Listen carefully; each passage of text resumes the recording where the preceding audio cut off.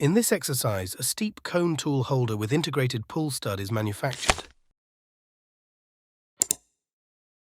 A tool holder forms the connection between the actual tool and the machine's work spindle.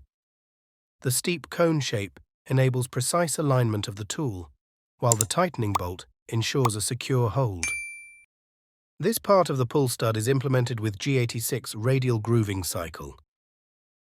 For the circumferential groove, the reference point is dimensioned at the bottom of the groove and is programmed with EP3.